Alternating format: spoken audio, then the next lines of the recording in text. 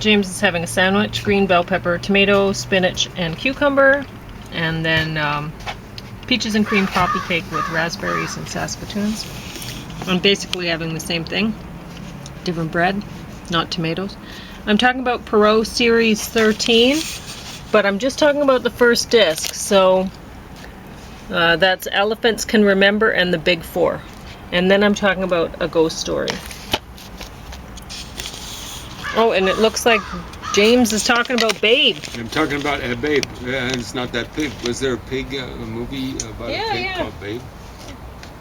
Yeah. Babe Ruth had proportions sometimes that would have been something like piggish, but. Okay, well, to my surprise, I haven't seen any of these. This was, I really don't think that I've seen any, well, yeah, I guess I've seen that one. But I've seen The Dead Man's Folly, but that's on the second disc of this. But I never watched the rest. You've seen quite a few of these, though, in previous years. I thought I'd seen them all. And well, there's supposed to be something like 80 of her books out there. Yeah. Well, anyway, I thought the Big Four was really interesting. It was a different kind of While thing, it was right? going along, I was like, wow, this is my favorite one. And then right at the end, it's like, oh, it drags on too long, you know. It doesn't have Hercule Poirot in it, does it? Yeah, it does. Oh, it does. There we go. Okay, I've kind of forgotten. There we go. And Elephants Can Remember, I like that one a lot too. But then when, right at the end, you know, with the kiss and stuff, I'm like... Bit of a letdown? No, anyway. If you watch it, you'll see what I'm saying. I'm sure. Anyway. A Ghost Story. This is kind of different. I mean, it has subtitles for the ghosts, and they're like in sheets, like you would think of like a cartoon poster. And yeah, I don't know. It's and I mean, the ghost doesn't only go forward in time; he can go back in time and whatever. And yeah, I don't know. I didn't care for it. It got bottom of the stack. I expected to like it, ghosty kind of thing, but no, I did not. So that's it. I'm gonna eat my sandwich, and James can talk about Babe.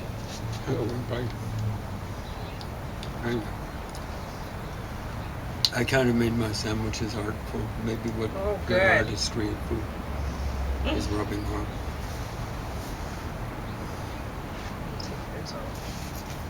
So, General Editor Dick Schaap. That might be Dutch for sheep, I'm not sure. Schaap, not Dick. And the writer is Robert W. Creamer. I'm wondering if that's German Krämer, which kind of means a merchant or something like that. Small-time merchant, maybe. And Babe, the legend, comes to life. So I'll let you see a little bit closer. The Sultan of Swat. The Sultan of Swing. No, the Sultan of Swat. Sultan of Swing was Dire Straits.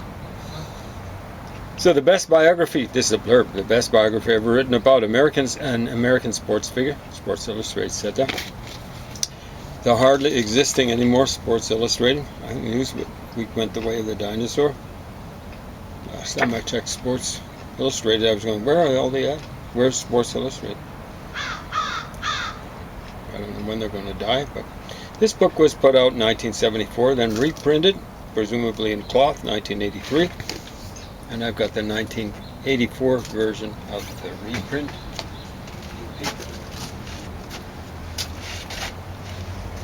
So, I'll just show you a few of the pictures. Here's some pictures I've never seen there before. A few I have seen. So here's Babe Ruth. Now Babe Ruth was the most amazing player, from what I can tell, from the figures in all of baseball history. There's a guy right now, he's a Japanese guy. He's kind of leads the majors in home runs, can you imagine? I presume he's a little guy. And he also pitches. And he's one of the best pitchers, apparently. But I don't think he's anything like Babe Ruth. But a little bit. So there's Babe Ruth. When he's a young pup, at things called St. Mary's, it was kind of like a reformatory. And he's a catcher there. He's got a catcher's mask there and a catcher's glove in the other hand. And he's looking almost fit and stuff like that. Here's one of his heroes, Brother Matthias, prefect of discipline at St. Mary's. So he was responsible for discipline, and it was something like a reformatory. So there's Brother Matthias, and he's dressed in traditional garb. He's hardly handsome, but apparently he'd spend maybe hours on end hitting bungos. So you've seen how people will throw up a ball and hit it, a baseball. Apparently he was so strong, and I think they were saying 6.5 feet tall, so 6'6", and weighed 250 pounds. What he'd do is he'd throw the ball up in the air, and he'd swat it with one hand on the bat. Oh, wow. And he'd be swatting them to the Sultan of Swat. Be interesting to see what he would have been like if he decided to be a baseball player. He might have been better than Babe Ruth. So here's Babe Ruth. It looks as though he's more like warming up, but he was a pitcher initially. And he was, at least for a while there, the best pitcher in baseball. You never even knew Babe Ruth was a pitcher, right? Yeah. I wasn't that young when I found it out. Here's his coach. Remember, at least one time Ruth wanted to go nose to nose with him. He's his coach, one of his coaches, is with the New York Yankees. It's called Miller Huggins, a wee small guy. And I think Miller Huggins was saying, "Okay, let's have a go." And that's the last thing I'd say with Babe Ruth. He was, I think, 6'2" and varied anywhere from 195 pounds to maybe 245. He's still trying to beg food off of a parent. That's what's happening back there. That's hilarious. Mm-hmm. Oh, there's a couple of them begging food, or is that two parents there? Well, there's one parent anyway, for sure. So it'd be a couple of them. There's the fledgling So they're Jays. doing the I can't fly thing. Yeah. That's hilarious. Acting pathetic so that they get fed. Right. It's like dogs lifting up the one little leg when they're begging. Oh, that is so. I wonder why they were making all that noise when I was out here with the dogs. But that would be the young pups. Well, whatever. So this one I think I've seen before. For a while, these were the two best home run hitters, and I think they hit back to back. Can you imagine? And that's because I think Babe Ruth, despite his corpulence, was a fast dude. He'd steal bases and stuff like that, so he'd bat third, and then Lou Gehrig would come. So the other thing is, see, Lou Gehrig's behind him. You would be tempted to walk Babe Ruth. You'd just be adding onto the score. Because are you going to walk Lou Gehrig after you walk Babe Ruth? Maybe. I can't remember who they had batting. Maybe Tony Lazzeri, or they'd probably say Lazzeri. Or maybe, what was his name? Bob Musial. Or maybe, I don't know if Hank Bauer was playing at that point in time. Anyway, they called him Murderer's Row. And it sounds like a bit of an overstatement, but I'm telling you, if you saw these guys in batting practice for a game and you were the opposing pitcher, you'd be feeling a little bit verklempt. There's Babe Ruth. This doesn't look like one of his classic swings, although he's looking as though that might be a home run swing. There he is, hamming it up for people. I think there's Lou Gehrig trying to ham it up, and I don't think he was nearly the outrageous personality Babe Ruth was. There's Babe Ruth trying to look fit, and he's sucking in the gut there, and I think he was training boxing to try to get into shape for after a long winter's hard work or stuff like that. Here's Babe Ruth coming on home. I'm telling you, that catcher's probably happy that he's not having to guard the plate, because that was a big train load. on Babe Ruth's skinny legs. I don't know how he did it. He kind of had skinny legs, but he was fast. And you've got to generate power from your legs. And Reggie, you can see it with the Reggie Jackson, old swings of Reggie Jackson, how he'd generate the power from the legs. Here's a bunch of characters.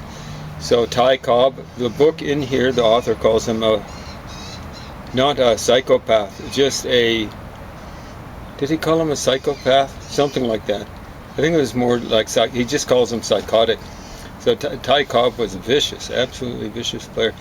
Babe Ruth had his problems with aggressiveness and stuff like that. I don't hear many bad words about Tris Speaker, but for their time, they were considered, like this says, the 3 best batters in baseball. There's Babe Ruth. It looks like a foul swing. There you can see the ball there. But you can see this, it looks more like a swing that you'd expect from a world-class, well, the world-class back then hitter. He really generated a lot of bat speed, and it's basically coming from the legs. You see how he's twisting himself there? There's Babe Ruth. I've been there, done that. You've seen me in this kind of shape. This is Babe Ruth, terminal with cancer, eh? It's just not what you'd expect to see. And here he is. He's having to use a bat as a king. It's his farewell to Yankee Stadium. And he only lasted a couple of months after this. And he's wearing the pinstripe suits. Apparently, they wear pinstripe. That was the sign for him. Is the Yankees, they still wear it because they wanted to make him seem less fat. That's funny. But I think people tend to think of it as being classy or something like that. And you could never really say that of Babe Ruth. You'd never say that. It came from the boys' reform school. He eat like a, well, they say like a pig, but I think it's way worse than that. You know, like you just overeat, overdrink at least beer. By times he'd drink hard liquor, but I think he's more a fan of beer. Maybe that makes sense. I think beer is, you know, it is a German sort of thing. And although beer exists in ancient times, I think it's stuff maybe originally out of barley. And barley and hops. I don't know about originally, but hops. I think on both sides of his family, Babe Ruth was German. Although he was called N-word lips. You know, like he kind of had a flat nose. Some people were, well, in baseball, they did trash talking. They called it bench jockeying back then, I guess. But they were, you know, it'd get a rise out of him. Nowadays, I'd like to think people would just laugh or whatever, but or maybe be complimented. I mean, the best sports figures generally. Oh my heaven, that looks like a young one. Yeah, they're squatting. They're wanting their parents to feed them. Did you put more stuff up? Yeah, I'll have to put more. Well, they're hammering. That's what you're hearing. There's a better show going on besides. Yeah, it's amazing. You're missing it. Flapping their wings. It's quite yeah, it was sweet. You know, when the fledglings first came here. Yeah. They'd look at me really sad, like, Mom's not feeding me anymore, will you do it, you know? I wish the Toronto Blue Jays were, speaking of baseball, were as competent at what they do as these kids are getting themselves fed. You know? Anyway, they're quite insistent. So I was mentioning there's a Japanese fellow right now. I think his name's Otani. Tani in Japanese probably can maybe write it and things, but I think in this context it might mean valley. I'd have to see how it was written in the Chinese symbols to really know. So often when it comes at the beginning of a noun means big or great. So show is the name of a restaurant somewhere around, maybe in Lethbridge. And I think that means a big general or something like that. Could be wrong, or what the heck. Anyway, I tried with Japanese, and I'm a world-class expert. But You know, we'll see about this Otani guy. I mean, who does he play for? The Angels, and I don't think the Angels are doing much of anything. You know, like, that's not the ultimate judgment of how good a player is, but especially when there are so many people on the field. You know, basically with baseball, you've got your 8 people out in the field, and then you've got your 4 pitchers, and you want like 1 relief pitcher. So really the core of your team would be something like 4, 8, 12, 13 players. Sorry, I got distracted. Someone's making some funny noises across the yard. And I think they're trying to communicate with a cat, maybe. At any rate, maybe 13 players. Well, your ability to affect the results, the result in a game is diminished. The more players that are involved, that's the individual ability to affect the game, is diminished with each added player. So basketball, if you're good, you should be able to affect what's going on. In football, you know, how many players on the team? 40 and 50. In American football, close to 50. How many of those are just subs and whatever? Unless you're a quarterback, you cannot really affect terribly much what's going on as an individual. Hockey, you've got platooning and stuff like that. And, you can affect it fairly well, at least when you're on the ice. Hey babies, you wow, you guys only had one left. Lucky plus thing minus, I came out. Figures and stuff like that. So where you should be able to tell is basketball. So where an individual can affect things. So when you look at LeBron James, you know, like people go, oh, look at all the championships he's won. Look at all the ones he hasn't won. He's not good in the crunch. Not like Michael Jordan, for example.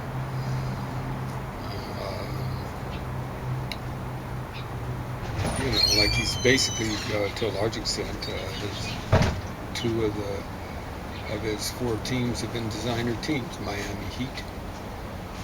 He teamed up with, who's that idiot from Toronto? And Dwayne Wade and Miami. Bosch, Chris Bosch, the guy who had a bad heart.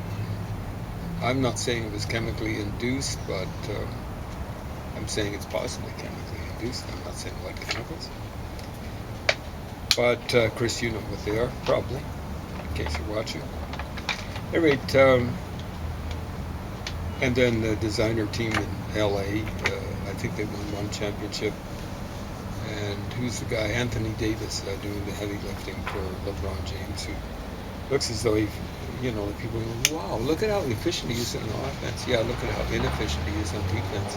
When you play defense, you get tired. And if you get tired, your offensive skills go down. So is it any wonder he's so efficient offensively, or so told he's so efficient offensively? You know, like you've got to play defense. At least Kobe Bryant is selfish, and Michael Jordan was selfish too. Maybe not quite as selfish as Kobe. At least they played defense. They played it quite well. Oh wow. The thing about, we'll see what happens with Otani, but he's got some work cut out. Folks are going to say that he's better than Babe Ruth, or even as good. Because Babe Ruth was a phenomenon, you know. So how many, by my count from here, he's on 7 World Series championship teams. He's on 10 teams that won a pennant. Now you're going, oh, you know, like the Yankees were stacked. Yeah, his first 3 World Series, he was with a team called the Boston Red Sox. And when he was with them, in the space of 5 years or so, he won more World Series, or as many World Series, as Boston won since, in over 100 years since. I think Boston's maybe won, I think they've only won 2, but at the most 3. He won 3 in 4 years with the Boston Red Sox. And then he was traded, or basically sold, to the New York Yankees. A large amount of cash. And then when you look at what he did individually, you know, the American League record for home runs until he came along was 16 home runs in a year. And then he beat that with 29. The 29 doesn't sound like a lot, but when you're comparing with 16, it's almost twice as many. And then within a year or two of him setting that record, he hit something in the order of 59 home runs. I can't remember how many times he led the majors, not just the American League, in home runs. But that's a challenge for Ohtani. Is Ohtani going to do that? You can't really judge a player on their career until their career is over. But I think Ohtani's got his work cut out for him. He's going to do that, like lead the majors in home runs 7, 8 times or something like that. There were times, even when players like Lou Gehrig came along, they were hitting tons of home runs, where he'd have twice as many home runs as Lou Gehrig, and Lou Gehrig would have the second most home runs in the majors. This guy was, I don't like people who are into athletics, run to weight. But this guy, he was in a sport that allowed that to happen. He still had a fair amount of speed. I don't think until he got older that he was a liability in the field. He generally played first base or left field. I mean, the really good outfielders play center field. And he could have played that. I'm afraid if he'd lost the weight, I was able to keep it off. But he didn't just hit for power. He hit for average. There were times when he led the league in average. You see, up until he came along, you were supposed to guard the plate. You weren't supposed to strike out. No, Babe Ruth struck out. I don't think it was like Mickey Mantle struck out too much. You were supposed to hit singles and play what's called little ball or small ball or whatever nowadays. And what he said about himself, I swing from the heels. You see, Ohtani, is he going to change baseball? I don't think he'll change it like Babe Ruth. Because then people started swinging from the heels. And it's, like when I was a kid, they still kept track, like Tony Carew, Tony Oliva, guys who hit for average. Nowadays, what they go for is guys who hit home runs. Why? Because when you hit a home run, you bring yourself home and you bring whoever's on base home as well. And they've done from what I can tell, the analytics or whatever, they've looked at the stats, and the home run hitters are immensely effective. So he's the guy that started that movement, and it's been going ever since for 100 years. He's the guy that started it. He wasn't anything like an intellectual. He basically did what he felt like doing, but as it turns out, that was the thing to do. And you can see what happened. I mean, the New York Yankees, they won so many championships. When I was a kid, again and again, and they did it largely with home run hitters. Babe Ruth, Lou Gehrig. Joe DiMaggio would also hit for average too, but he could hit home runs. Mickey Mantle, I shouldn't have to say anything about that. And then later on they picked up Reggie Jackson from the Oakland A's and stuff like that. This guy seems old-fashioned, but he was the wave of the future, and that wave is, from what I can tell, still going on. He changed baseball. They say Bobby Orr changed hockey. Yeah, he changed it, and it changed back. Babe Ruth changed baseball, and it's still changing in his direction. So this guy, he's up there on my sports Mount Rushmore. He is the ultimate baseball player. He wanted to be a manager. I'd never pick him as a manager. He had troubles dealing with people, stuff like that. How much time have we got? A few minutes, 3. Yeah, 3 minutes. So, off there, and I don't think Babe Ruth was as dominating in his sport as Wayne Gretzky was in hockey. I don't think there's any figure in a major sport out there who's dominated statistically over such a long period of time a sport as Wayne Gretzky is. He's absolutely frightening how good he was. And what's even more frightening is how people will be going, like Don Cherry will be going around saying, Bobby Orr was the greatest ever. He wasn't even the greatest defenseman ever. The stats don't bear it out. He's on the 11th, Bobby Orr is, scoring, and maybe dropping, of all scorers over time. No, all defensive scorers. Defenseman scorers. Got that straight? His knees weren't what you want on an ideal athlete. That's the way it goes. You know, my height is not what would be ideal for basketball. As I've said before, Shaquille O'Neal won MVP for the NBA. I shot every shot in basketball better than him, and the best I ever got was maybe Mormon church ball. But he was 7'1" or something like that. And the one shot he shot better than me was a slam dunk. If I'd been 7'1", I would have shot a slam dunk better than him. Got that straight? Anyway, you know, there are a few people in my sports Mount Rushmore for football. I think it would have to be either Joe Montana or Jim Young. Oh, you know, like the most valuable football player ever was Tom Brady, the GOAT. The San Francisco 49ers, back in the day when they had Montana and Joe Montana and Jim Young, they depended on them way more. If you put Tom Brady trying to play their roles, their offense would have sucked.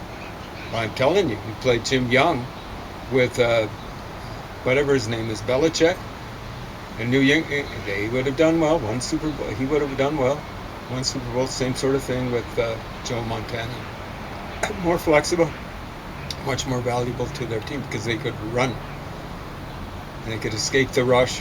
Much more flexible, way better players. So it'd be one of those two. I think Montana, because he performed so well in Super Bowls. Check this out, 4 Super Bowls, no interceptions. Check out Tom Brady. How many interceptions in 2 Super Bowls? I'm not sure how many, but he did throw interceptions. He wasn't that good in the big games. So football, soccer, everyone loves Pelé. Lots of people who love big guys love that idiot Roberto, whatever his name is. Is it Roberto? How soon they forget that Portuguese player. But the best ever is Messi. Cristiano Messi, Ronaldo. you mean? Messi. Did I say Messi? Messi. Yeah, exactly you were right. thinking of My hockey. back, well, no, well, my back's hurting. It's Yeah. been a busy day and stuff like that. I'm kind of overstressed. So Messi, he's the best ever. You know, Ronaldo's not good at making assists. Messi's not the greatest, perhaps. You know, usually midfield is a little bit better than people or attackers at that, but he's capable of doing assists, like drawing people to him and just popping it off to someone who taps it in the net, so on and so forth. But Messi is not clearly better than Pelé. Not the way Gretzky's clearly better than anyone who's ever come along. You know, like you can say Lemieux. Oh, yeah, Lemieux was brilliant, but he didn't play defense very well, and he only won 2 Stanley Cup championships. He was, well, he was a smoker from what I can gather, and it hurt. 5 seconds. Take care.